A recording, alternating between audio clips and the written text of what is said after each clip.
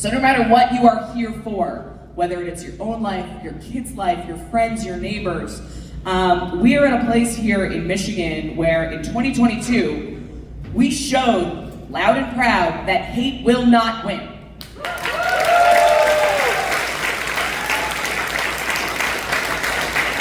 Now, a lot of people may look at me and say, Mallory, what the hell happened in 2024 then? So I will be the first to tell you, yes, hate may be having a moment, but I feel very confident that hate will not win long term. And I say that very confidently because despite what happened in 2024, and despite what some of the Republicans in the State House are doing, you are all here. You all showed up. You said, I'm sorry, this is bullshit. You do not get to take my life and my rights away from me. We have made so much progress and we are not going backwards.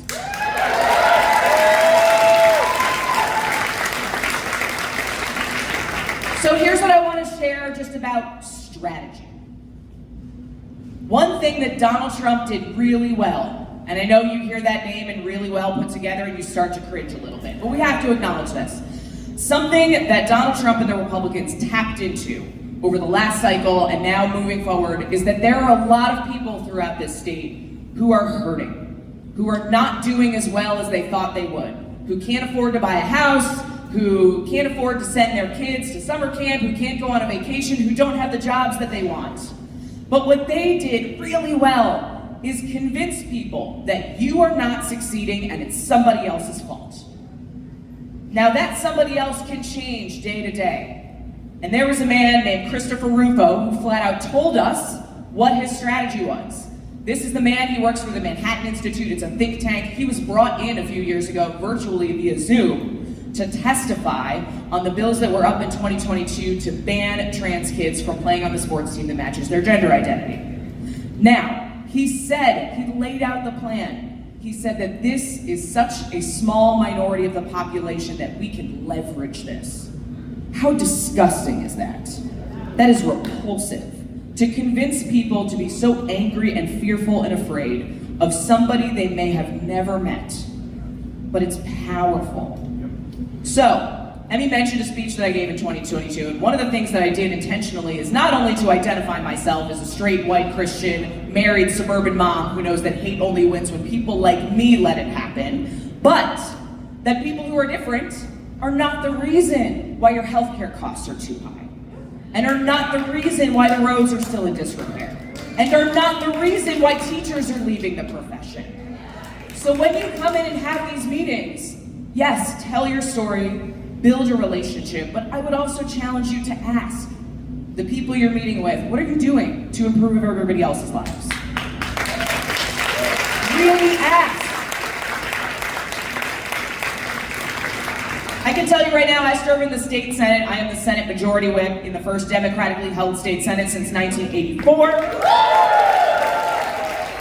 And just for some context, I don't expect you all to remember this, carry it into your meetings, but one of the most important things that we do as a legislature is pass the state budget.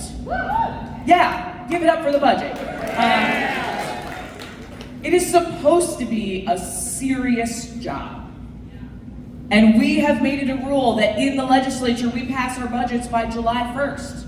Why do we do that? So that we can give all of our school districts time to plan for their year ahead, even though the budget is due constitutionally on October 1st. Now in the Senate, yesterday and today, we passed our budget bills out of the Senate because that's our job, because that's what grown-ups do.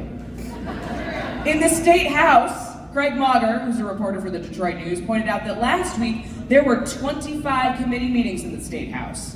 Guess how many of them were on the budget? Zero!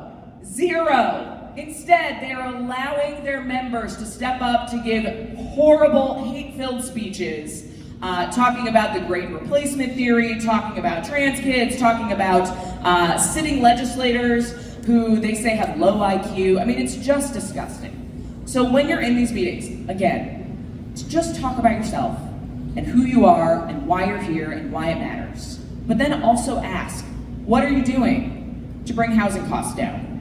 What are you doing to make sure that we have teachers who care and are in our classrooms and are doing their jobs? What are you doing to improve everybody else's life? Because I am convinced that if we can get to a place where the rest of the residents in Michigan see that their government actually cares and is actually doing the things that are going to make their lives easier, it will be much harder for hate-filled politicians to convince them that it's somebody else's fault.